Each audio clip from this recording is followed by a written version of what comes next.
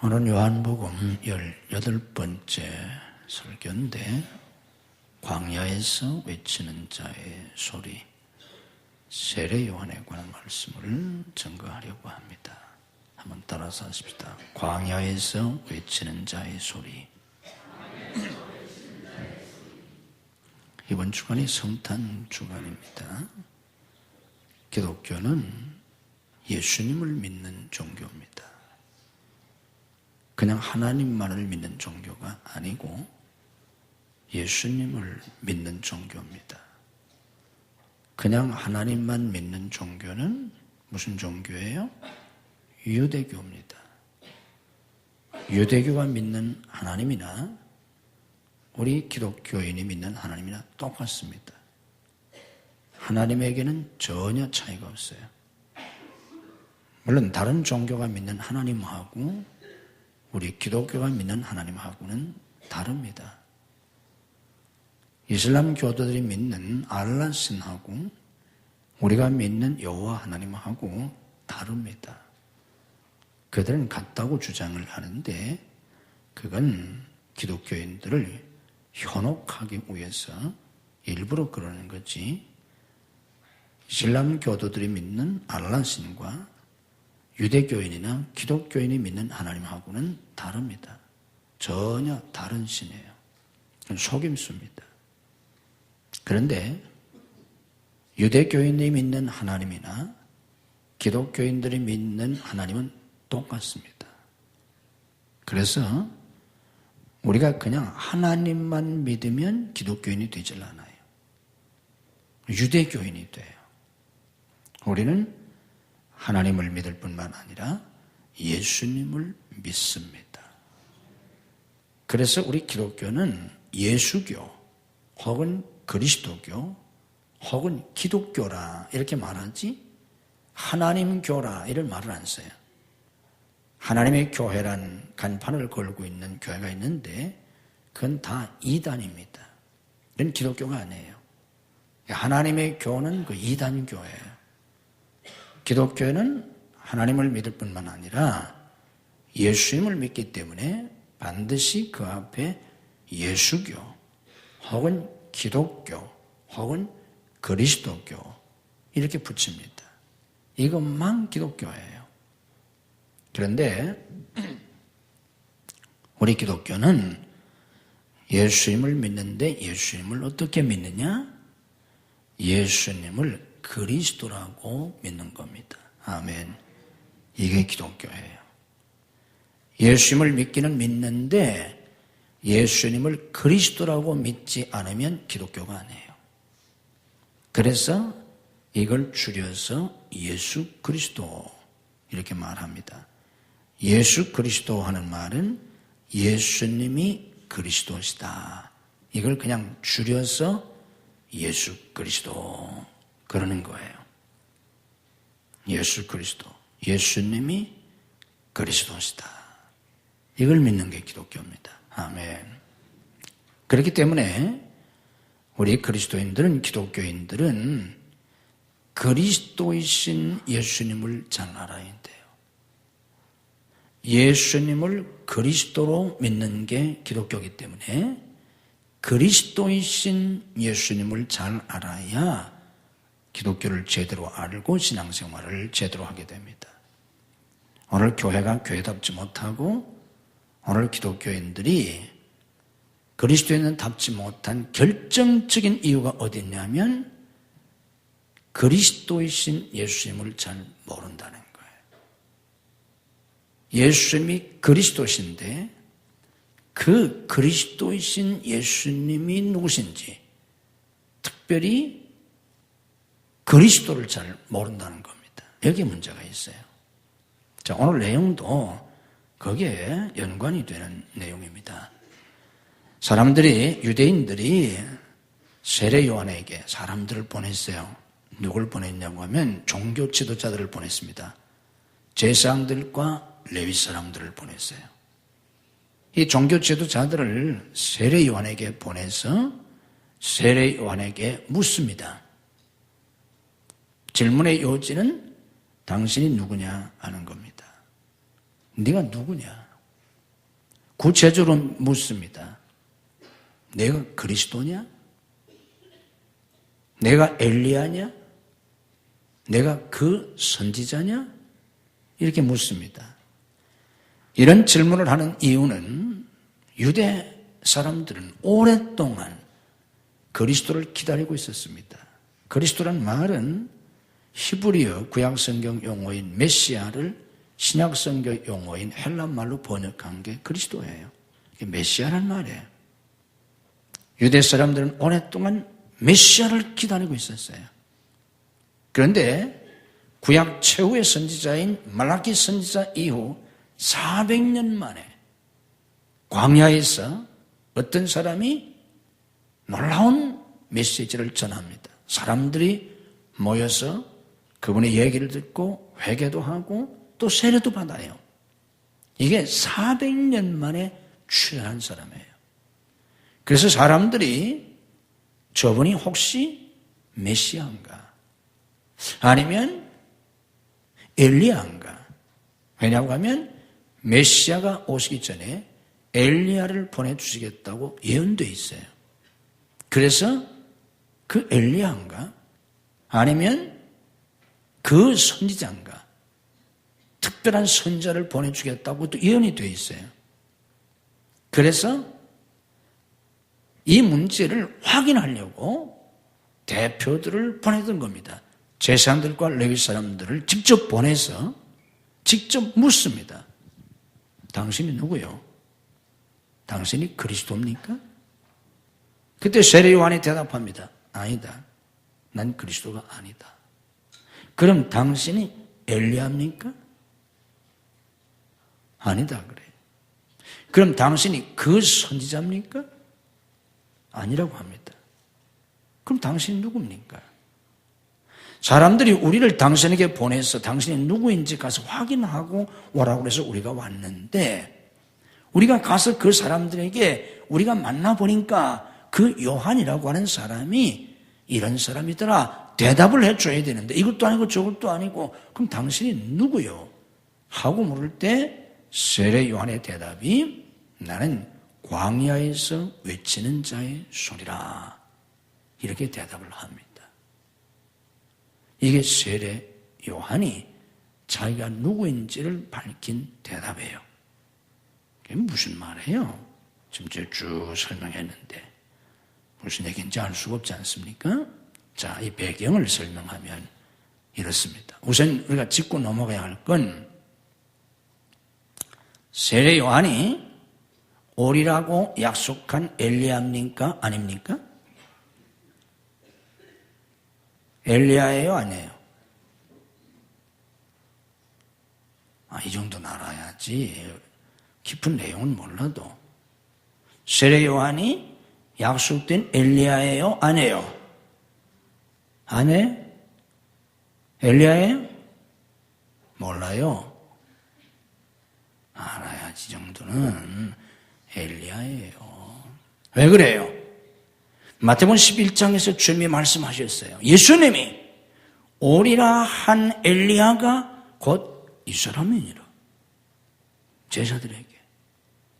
예수님이 이 사람이 엘리야라고 오리라고 약속한 엘리야라고 예수님이 인정하셨는데 엘리야죠. 세례 요한은 약속된 엘리야입니다. 그런데 당신이 그리스도입니까? 나 아니요. 그럼 엘리야입니까? 아니라는 거예요. 왜 아니라는 거예요? 분명히 엘리야인데.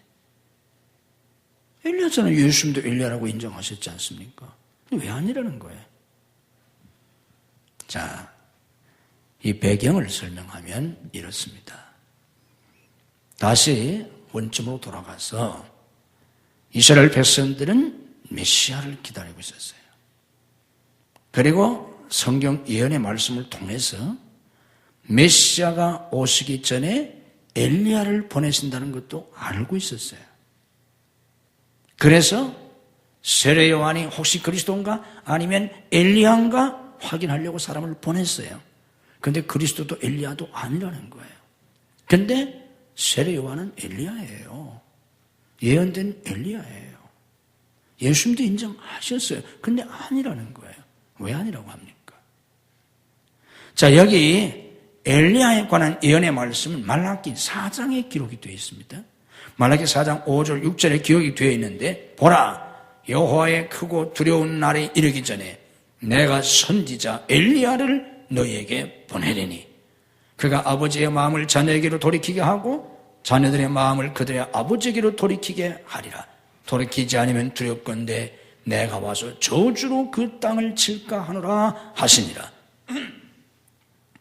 이게 성경에 예언되는 엘리야예요. 그리고 이 엘리야로 온 사람이 세례 요한이에요. 근데 왜 아니라는 거예요? 왜 아니라는 거예요, 자기가? 이유가 바로 이거예요. 자, 정신차려 잘 들어요. 이걸 잘 깨닫지 못하면, 오늘 이 본문의 진리를 잘 깨닫지 못하면 여러분들이 기독교를 모르는 거예요. 엉터리 교인으로 일평생 교회 다니는 거예요. 배경은 이렇습니다. 유대인들이 메시아를 기다리고 있는데, 유대인들이 기다리고 있는 메시아는 어떤 메시아인가 하면 위대한 왕으로 오셔서 모든 세상을 정복하고, 그리고 옛날 찬란했던 무너진 다윗 왕조를 회복해서 제왕이 되셔서 세계를 통치하시고, 그리고 더불어서 유대 제국이 세계 지배 국가가 되게 만들어 주시는 분이 오시는 메시아라고 기다리고 있었어요. 그래서 그분이 오시면 유대 제국이 세계를 지배하는 지배 국가가 된다는 거예요. 그러니까 유대 사람들은 세계 모든 민족을 지배하는 그런 민족이 되게 됩니다. 그때 당시 배경을 적용을 시킨다고 하면 지금 유대 나라가 로마, 강력한 철의 제국 로마의 지배를 받고 있었는데, 메시아가 오시면 로마 제국을 무너뜨리고 이제는 이스라엘이 세계를 지배하게 되는 그런 제국을 이루게 된다는 거예요. 이 메시아를 기다리고 있었어요. 이 메시아를 기다리고 있는데 성경에 예언되기를 메시아가 오시기 전에 엘리야를 보내신다는 거예요. 그 엘리야가 어떤 엘리야예요? 마지막에 불병거, 불수레와 불말을 타고 승천한 엘리야예요.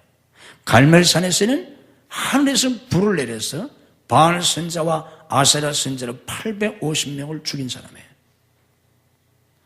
잘 생각해 보세요.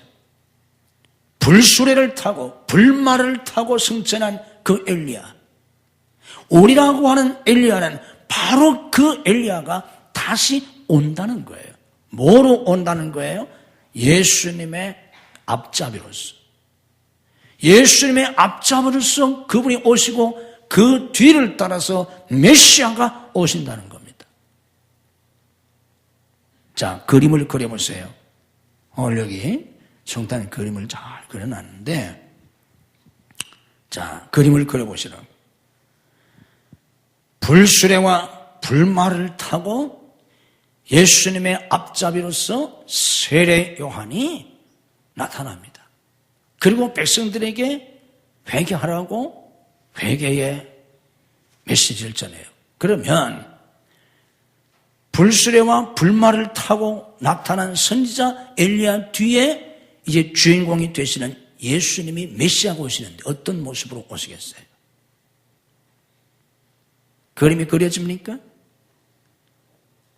메시아의 앞잡이인 세례 요한이 불수레와 불말을 타고 하늘에서 내려와 가지고 사람들에게 이제 뒤에 오시는 메시아 그리스도를 증거하게 되는데, 그러면 그 뒤에 이 세례 요한의 뒤를 따라서 오시는 메시아가 어떤 모습이었어요? 조랑말을 타고 오시겠어요? 빌어먹은 나귀 새끼를 타고 오시겠어요? 아니잖아요. 그 앞에 있는 앞잡이인 엘리야가 그 정도라고 하면 그 뒤에 오는 메시아이신 예수님은 어떤 분이겠어요? 감히 찾아도 볼 수 없는 그런 빛 가운데 찬란한 영광 가운데 하늘을 가르고 하늘의 수많은 천군 천사들의 호위 속에 나팔을 불면서 오지 않겠어요? 그분의 위엄 앞에 속된 말로 산천초목이 떨고 모든 제왕이 숨을 곳을 찾고 그분의 말씀 한마디에 하늘이 갈라지고 땅이 갈라지고 모든 열국이 심판을 받게 되는, 그래서 속된 말로 천지개벽이 이루어지는, 그러면서 모든 것이 다 초토화되고 그 세계 속에 새로운 유다 제국이 세워지는 그런 메시아, 그게 유대인들이 기다리던 메시아예요. 그리고 그게 바로 유대인들이 상상했던 그리스도 앞에 오시는 엘리야예요. 그래서 지금 세례 요한은 나는 아니라는 거예요. 나는 그 엘리야가 아니라는 거예요. 예수는 바로 이 세례 요한이 그 엘리야라고 인정해 주셨는데도 불구하고 세례 요한도 자기가 엘리야라는 걸 알았어요. 예수님의 앞잡이로 온 사람이라는 걸 세례 요한도 잘 알았어요. 그런데 유대 종교 지도들이 와서 네가 그리스도냐 엘리야라고 물을 때 그래서 나는 아니라는 거예요. 너희들이 생각하고 기다리는 그런 엘리야가 나는 아니라는 뜻이에요. 또 그러면 그 선지자냐? 이렇게 질문합니다. 그 선지자는 신명기 18장에 예언되어 있는 선지자예요. 신명기 18장 15절로부터 19절에 나와 있습니다. 긴 말씀인데 내용은 뭐냐고 하면 하나님께서 모세와 같은 선지자를 하나 보내신다는 거예요. 그래서 이스라엘 백성들은 엘리야도 기다렸고 그 선지자 너와 같은 모세와 같은 선지자가 출현하기를 기다리고 있었어요. 그런데 말라기 선지자 이후에 400년 만에 이 세례 요한이 출현하니까 이 세례 요한이 혹시 그 선지자인가 그래서 확인하려고 왔던 겁니다. 그런데 세례 요한이 아니라는 거예요. 물론 세례 요한은 그 선지자는 아니에요. 엘리야로 온 사람이에요. 그럼 그 선지자는 어떤 선지자입니까? 유대인들이 기다리고 있었던 그 선지자는 어떤 선지자면 하나님께서 모세에게 너와 같은 한 선지자를 보내주겠다 그랬으니까 유대인들이 상상하기는 모세가 주전 15세기경에 430년 동안 애굽에서 노예 생활하던 이스라엘 백성들을 출애굽시키잖아요. 10가지 기적을 행하는 놀라운 하나님의 능력을 힘입어서 이스라엘을 노예에서 해방시키고 이스라엘 민족의 새로운 역사를 열어주잖아요.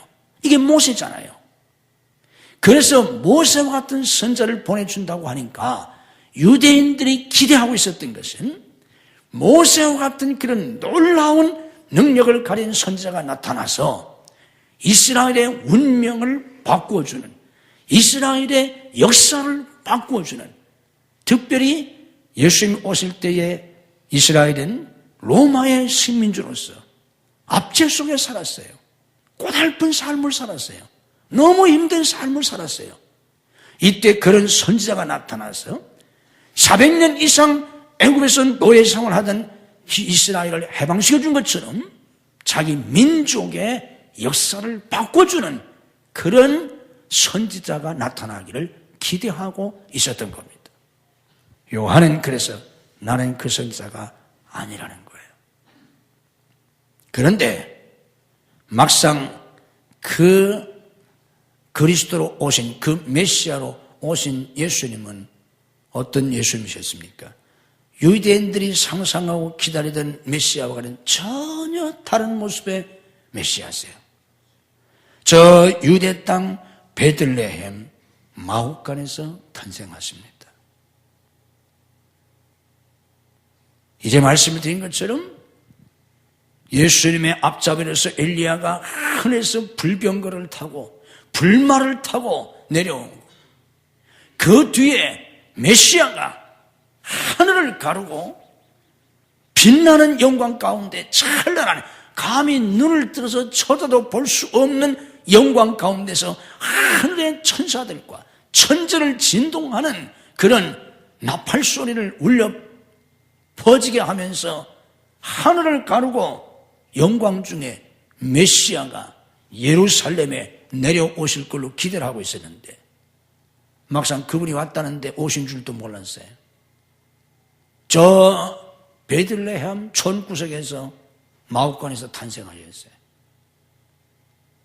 그리고 보잘것없는 제자들을 데리고 돌아다니시더니 마지막에 십자가에서 비참하게 죽으셨어요. 유대 사회, 유대 전통, 유대 종교에서 십자가에서 죽었다는 건 저주받았다는 뜻이에요. 메시아가 와서 고난당하는 이스라엘 민족을 구원해 주어야 하는데 자기 자신이 젊은 나이에 십자가에서 저주받아 죽은 거예요. 이 예수님을 이해할 수가 없었어요. 메시아라고 인정할 수가 없었어요. 받아들일 수가 없었어요. 그런데 여기에 그리스도의 신비가 있는 겁니다. 여기에 바로 기독교의 진리가 있어요.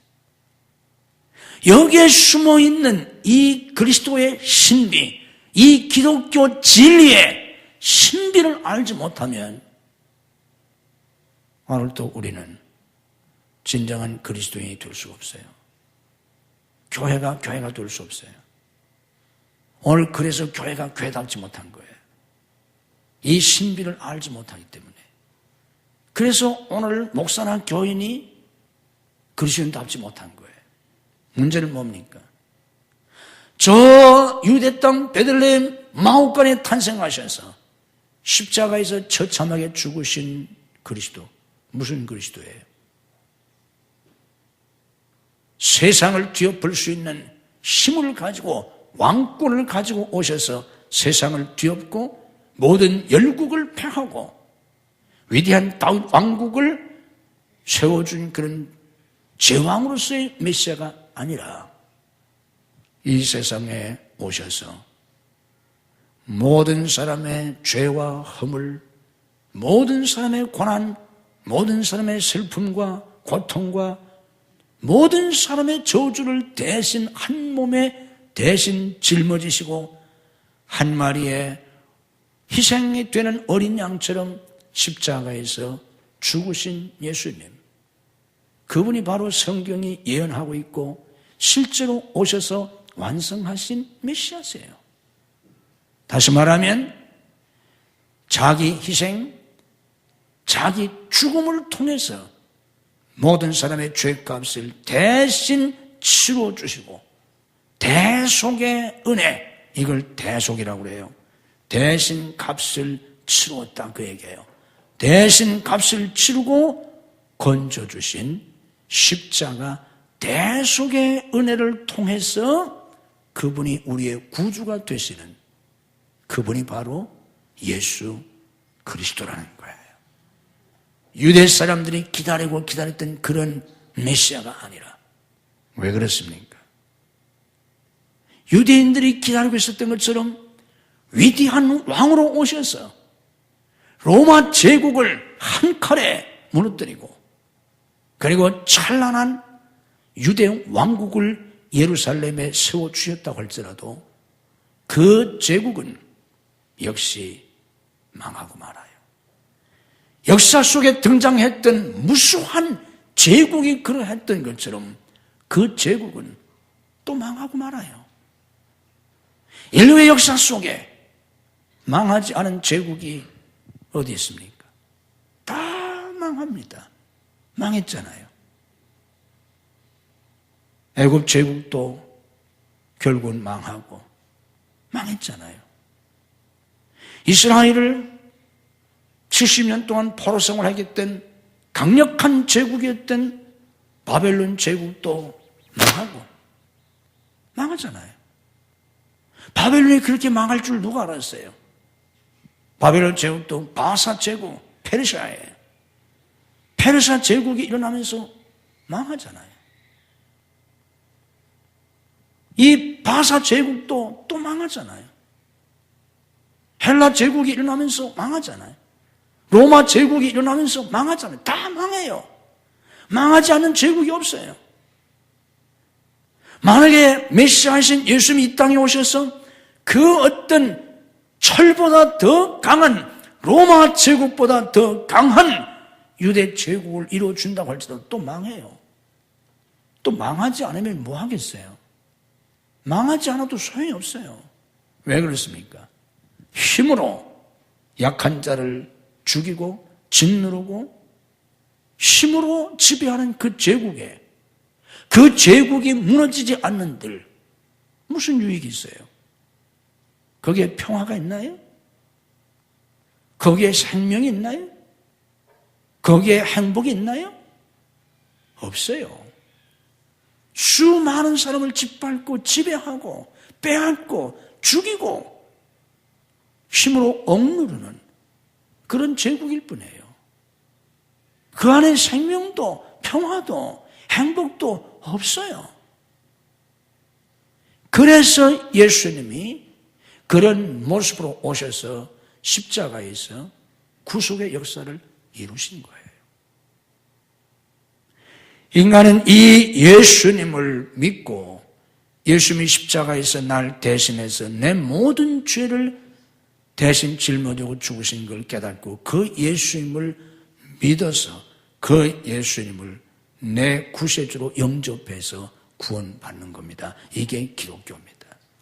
다시 말하면 힘을 쌓고 쌓아서 내가 구원이나 행복을 성취하는 것도 아니고 나 자신의 노력이나 나 자신의 선행이나 심지어는 종교적 행위나 유대인들처럼 율법을 지켜서 구원받을 수 없어요.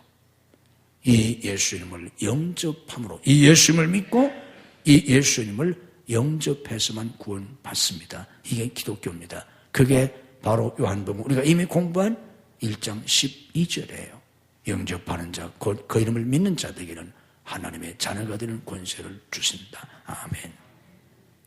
자, 눈을 뜨게 보세요. 이게 전부가 아니에요. 이 다음부터가 중요해요. 여기서부터가 중요해요. 다 정신차리고 저를 보시라고. 지금부터 제가 하는 얘기를 듣지 못하면, 깨닫지 못하면 당신은 기독교인이 아니에요. 오늘 이 교회 문제가 다 여기 있어요. 그러면 이 예수님, 이 그리스도 무슨 그리스도예요? 십자가에 못 박힌 그리스도예요. 한번 따라해 보세요. 십자가에 못 박힌 그리스도. 이게 기독교의 그리스도예요. 아멘. 이게 기독교의 그리스도라고. 그래서 기독교의 예수님은 항상 어디에 달려 있어요? 십자가에 달려 있어요. 모든 예수님 상은, 기독교의 모든 예수님 상은 다 십자가 위에 달려 있습니다. 기독교의 그리스도는 십자가의 그리스도예요. 십자가에 달려 죽은 그리스도예요. 이게 기독교의 그리스도예요. 자, 이 예수님을 믿어서 우리가 구원받는데 이 예수님을 믿어서 받았으면 그 다음에 우리가 어떤 삶을 살아야 된다는 거예요? 어떤 삶을 추구해야 된다는 거예요? 불행하게도 이 예수님을 믿어서 구원까지는 받았는데 이 예수님을 믿어서 구원받은 교회가 그리스도인들이 그 다음에는 뭐가 되려고 하려면 또 제왕의 그리스도를 숭배해요. 그래서 예수 믿고 뭐 하려고 하는 거예요? 내가 예수 믿고 위대한 사람이 되려고 하고 다른 사람을 지배하는 사람이 되려고 하고 다른 사람을 심지어는 죽여서라도 내가 승리자가 되려고 하고 그리고 그렇게 되는 걸 하나님의 축복이라고 착각하고 있어요. 그게 기독교인 줄로. 그래서 교회가 어느 나라든지 교회가 들어가서 교회가 성장하고 부흥하고 또 하나님의 축복을 받고 나서는 교회가 다 망한 거예요. 교회 역사, 기독교 역사가. 심지어는 로마 천주교가 한창 강성했을 때 교황이 왕권을 지배했어요. 교황이 왕도 자기 마음대로 세울 수도 있고 폐할 수도 있었어요. 이게 교황권이었어요. 이게 중세라는 거예요.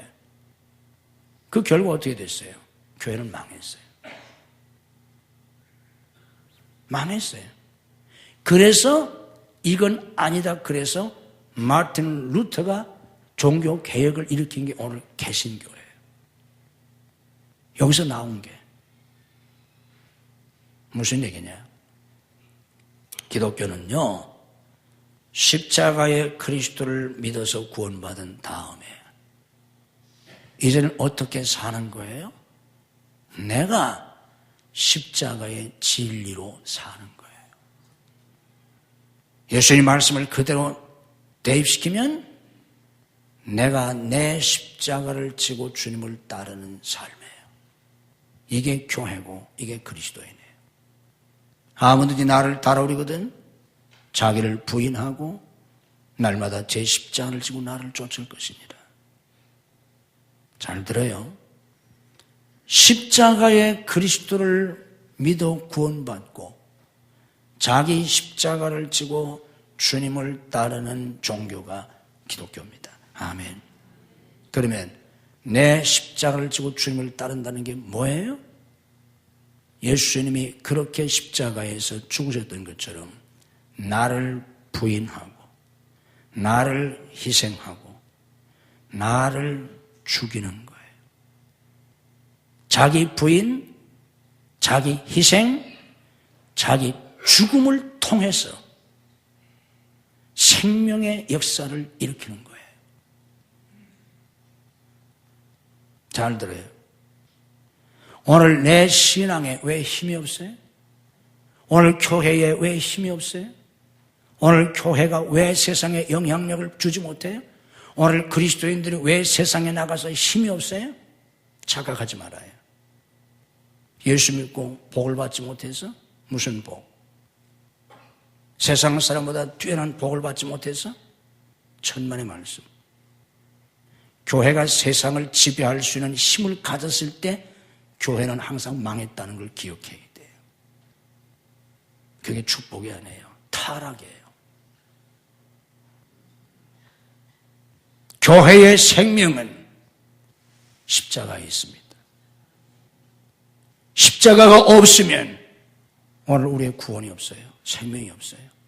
아멘이 되잖아요. 이게 예수 그리스도의 십자가의 생명력인데 교회도 똑같아요. 그리스도인들도 똑같아요. 교회의 생명력은 성도의 생명의 힘은 어디에 있느냐? 자기 죽음에 있어요. 내가 부인되고 내가 희생되고 내가 죽을 때 여기에서 생명의 역사가 일어납니다. 아멘. 이때 교회가 세상에 생명을 줄 수 있어요. 이런 그리스도인들만이 다른 사람을 구원할 수 있어요. 다른 사람에게 생명을 줄 수 있어요. 쉽게 예를 들어 설명해 드릴게요. 쉽게.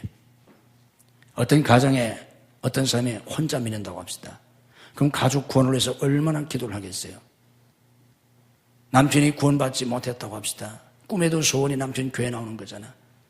얼마나 기도를 하겠어요? 5만 가지 기도를 다 하잖아요. 하나님만 강권적으로 역사해달라고 기도하고 뭐 별별 기도를 다 해요. 근데 하나님 안 들어주세요.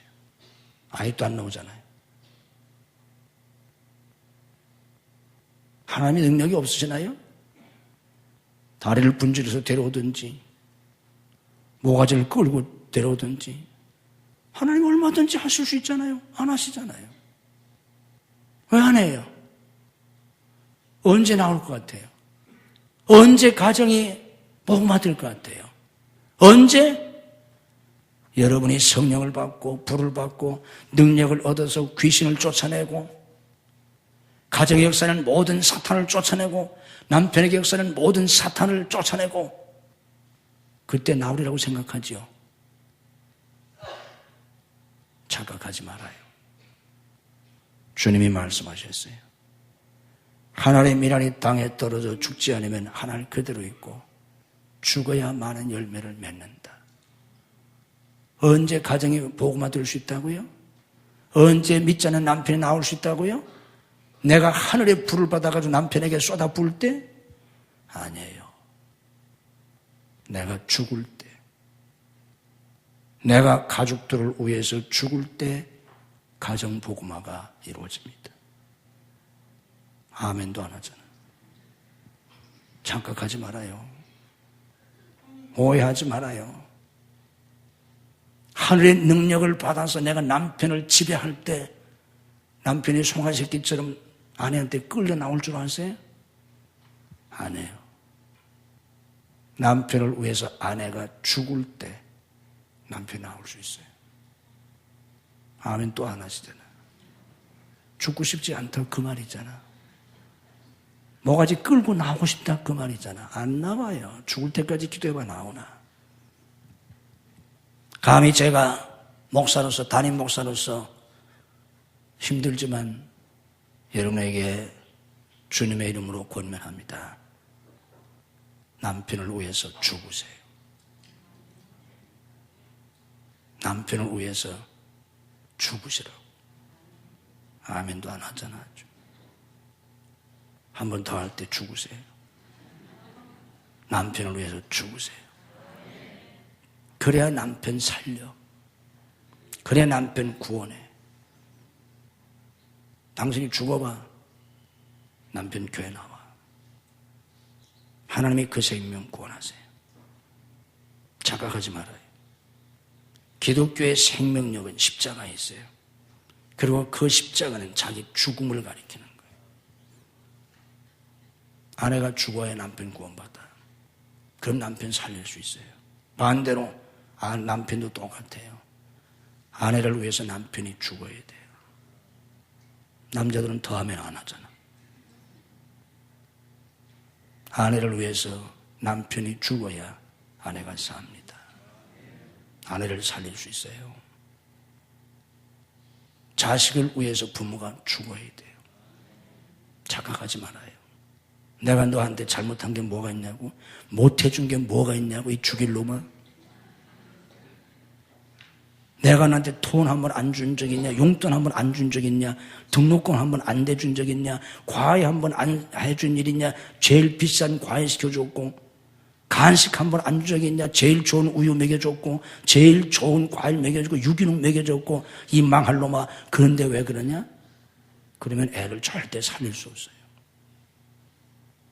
다 엄마 탓이다. 다 엄마 탓이야. 내가 죄인이다. 내가 너를 잘못했어. 내가 너를 잘못 키웠어. 걔 앞에서는 그런 말조차도 하면 안 돼요. 그것도 상처가 되니까. 하나님 앞에서 그렇게 자기 죄를 회개하면서 엄마가 죽어야 돼요. 엄마가 죽으라는데도 엄마가 대답도 안 하잖아. 자식인데도. 엄마가 죽어야 아이를 살립니다. 부모가 죽어야 자식을 살려요. 착각하지 말아요. 부모가 죽어야 자식을 살려요. 그래서 여자가 애를 낳을 때 산후 죽음의 방불한 고통을 겪는 거예요. 그래서 될 수 있으면 제왕절개 수술하지 마세요. 죽기 전까지 한번 가보세요. 그리고 나세요. 되게 낫더라고 그러면. 그걸 통해서 깨달아야 돼요. 아, 생명이 그냥 출생되는 게 아니구나. 육체의 생명도 그래요. 영적 생명 똑같아요. 죽고 사는 게 기독교의 진리, 이게 십자가예요. 자식을 위해서 부모가 죽어야 돼요. 방법이 없어요. 부모를 살리려면 자식이 죽어야 돼요. 며느리를 살리려면 시어머니가 죽어야 돼요. 아멘. 하나도 안 하잖아. 평생 왼수로 싸우는 거야. 그러니까 누가 먼저 죽겠어요? 시어머니가 먼저 죽지. 그러니까 죽을 때 눈도 못 감고 죽는 거예요. 억울해가지고. 어리석은 사람입니다. 시어머니가 죽어야 며느리를 살려요. 죽으세요. 교회 나오는 시어머니는 다 죽으세요. 대답 않잖아. 아주 입을 굵게 잠고 한번 해보자는 거지. 네가 이기나 내가 이기나. 드디어 전쟁이 선포됐습니다. 피비린내 난 싸움이 계속되다가 다리가 부러지고 팔이 잘려나가고, 그게 전쟁이잖아요. 모가지가 잘려나가면 죽을 겁니다. 심장에 비수가 꽂히고 그럼 죽잖아요. 죽는 거예요. 착각하지 말아요. 죽어야 생명의 역사가 일어나. 이게 십자가라는 거예요. 교회의 생명력은 십자가에 있어요. 교회의 생명력은 웅장한 건물이 있잖아요. 외국 좀 돌아다녀 보세요. 그 웅장한 건물, 지금 관광소만 되었을 뿐이에요. 교회는 하나도 없어요. 심지어는 성 베드로 성당까지도요. 유럽의 성당 이슬람으로 다 넘어갔어요. 저 분당에 제일 잘 지은 교회 중에 하나, 1,000억 가까이 들여서 지었는데 얼마 전에 이단에 넘어갔어요. 경매에 넘어가가지고 교회에서는 살 교회가 없어가지고 건축비의 절반도 안 되는 돈으로 이단에 넘어갔어요. 착각하지 말아요. 교회의 힘이 건물이 있다고요? 사람 모이는 숫자에 있다고요? 교회의 생명은 십자가에 있어요. 십자가 없는 교회의 생명력이 없어요. 십자가 없는 목사도 마찬가지예요. 저도 마찬가지예요. 십자가 없는 목사 생명력이 없어요. 괜히 인기 끌고 명예를 얻고 잘난 척하고 힘 있는 척하는 것뿐이지 대중이 거기에 현혹되는 거예요. 착각일 뿐이에요. 교인도 마찬가지, 장로, 권사, 집사 다 마찬가지. 우리의 힘은 어디에 있는가? 십자가에 있습니다.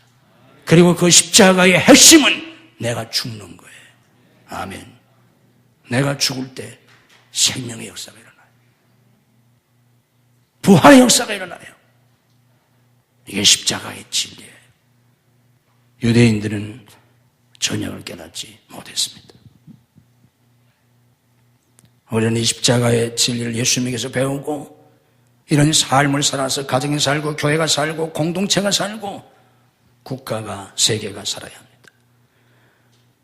27절 말씀 보면 한 말씀 더, 이 세례 요한이 그 사람들에게 자정 아니라고 하면서 내 뒤에 그리스도가 오신다고 하면서 그런 말 합니다.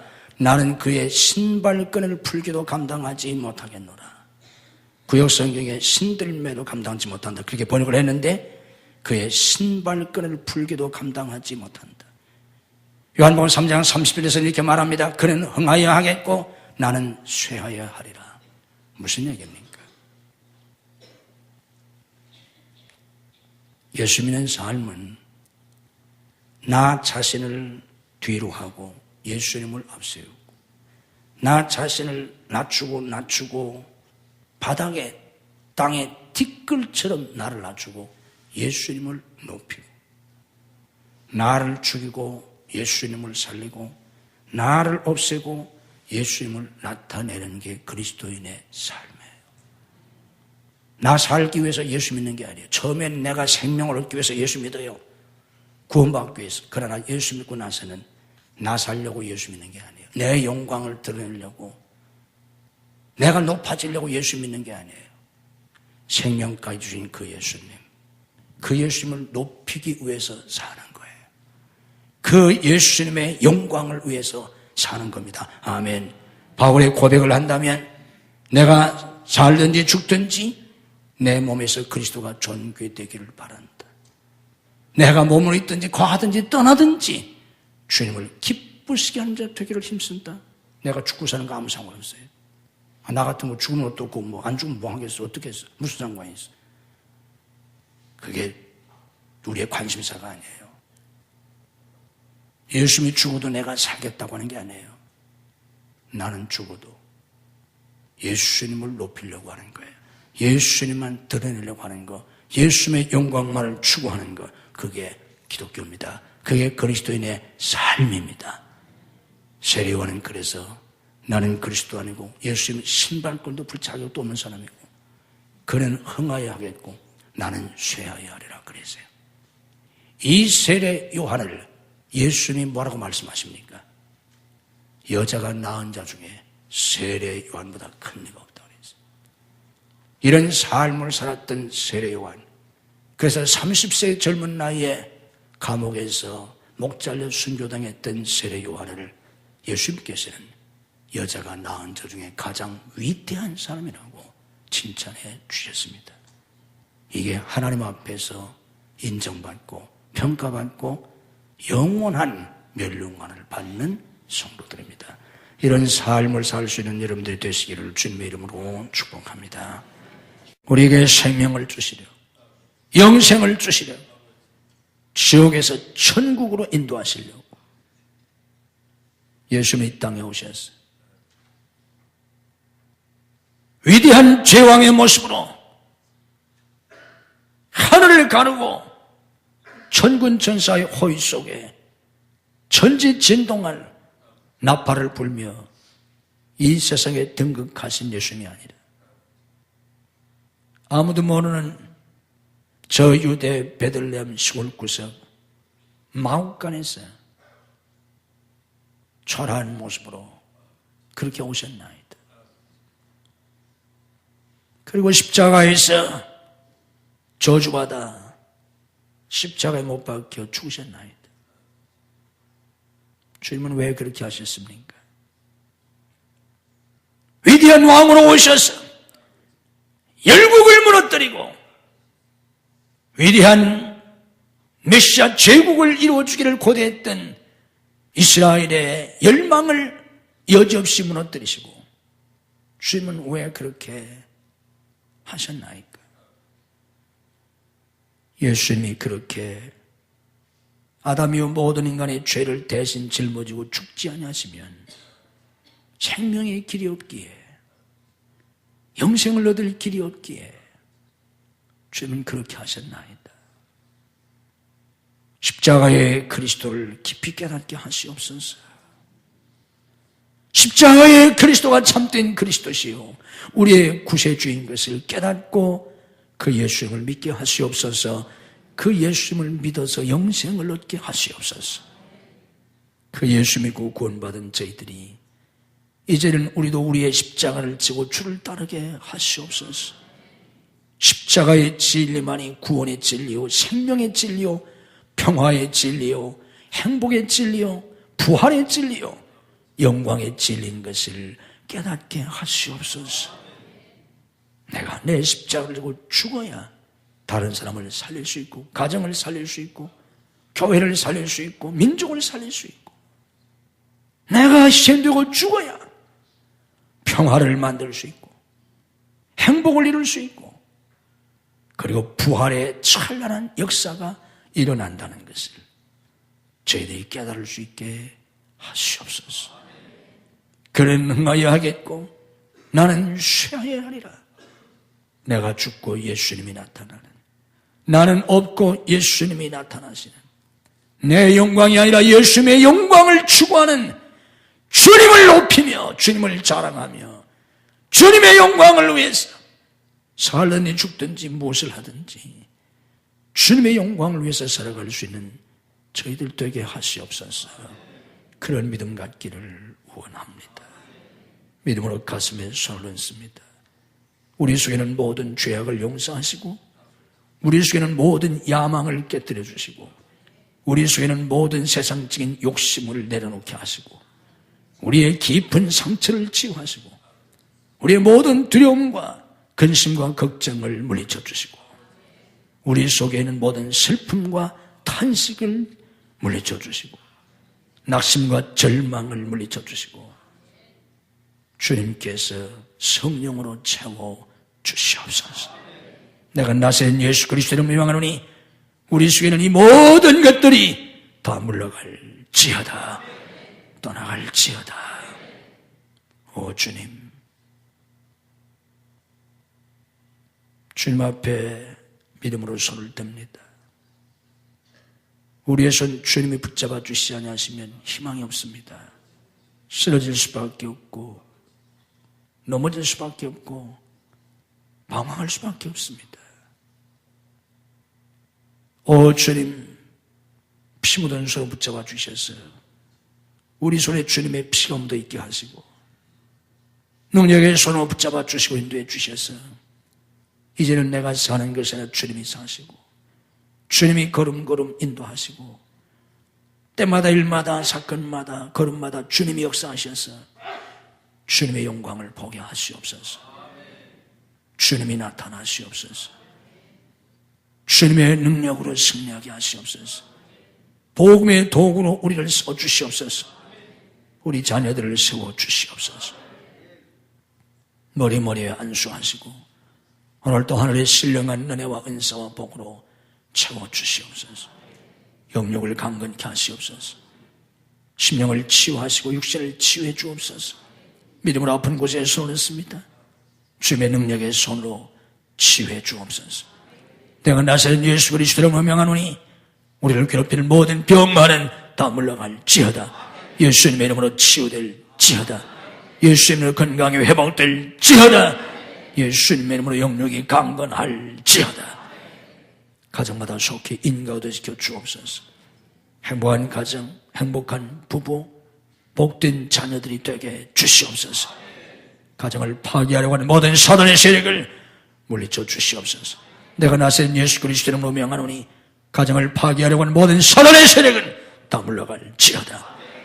우리 자녀들을 축복해 주옵소서. 붙잡아 주시옵소서. 주님이 친히 인도해 주옵소서. 천군 천사를 들삼아 지켜주셔서 모든 환난과 재난과 병마와 죄악으로부터 지켜주시옵소서. 믿음의 문을 열어주시옵소서. 영적인 자녀들이 되게 하시옵소서. 지혜와 총명과 명철을 주시옵소서. 건강을 주시옵소서. 복된 주님의 마음을 주시옵소서. 복된 사람들을 붙여주시옵소서. 복된 환경을 열어주시옵소서. 학업의 문을 열어주시옵소서. 신학의 문을 여시고 유학의 문을 열어주시옵소서. 취업의 문을 여시고 사업의 문을 열어주시옵소서. 결혼의 문을 여시고 태의 문을 열어주시옵소서. 사역의 문을 열어주시옵소서. 내가 나사렛 예수 그리스도로 명하노니 우리 자녀들의 앞길이 열릴지어다. 예수님의 이름으로 열릴지어다. 복받고 쓰임받게 하시옵소서. 우리 사역의 복을 주시옵소서. 전도의 문을 열어주시옵소서. 부흥의 문을 열어주시옵소서. 사역의 풍성한 열매를 주시옵소서. 예수님의 이름으로 사역의 문이 열릴지어다. 예수님의 이름으로 전도의 문이 활짝 열릴지어다. 예수님의 이름으로 부흥의 문이 활짝 열릴지어다. 예수님의 이름으로 사역의 풍성한 열매가 맺힐지어다. 직장과 사업을 축복해 주옵소서. 주님의 이름으로 형통하게 하시옵소서. 참되게 되게 하시옵소서. 하나님 앞에 쓰임받는 하나님의 직장, 하나님의 기업들이 되게 해 주시옵소서. 믿음으로 하나님 앞에 예물을 드립니다. 주께서 받으시고 하늘과 땅의 복으로 금수와 내세의 복으로 자녀와 후손의 복으로 믿음의 명문가를 이루는 복으로 은혜를 더하여 주시옵소서. 오늘 병사에서 나가지 못한 손들을 찾아가셔서 능력의 손으로 익혀 주시옵소서. 출타된 성도를 돌보시고 해외에 난 가족들을 지켜 주시옵소서. 군에 나가는 아들들을 지키시고 유학생들을 지키시고 축복해 주옵소서. 믿음이 연약하여 주를 성수하지 못하는 성도들에게 주의를 성수할 수 있는 믿음을 더하여 주시옵소서. 이 한 주간도 주님이 주시는 은혜와 축복이 넘치는 복된 한 주간이 되게 해 주옵소서. 예수님 이름으로 축복 기도하옵나이다. 아멘.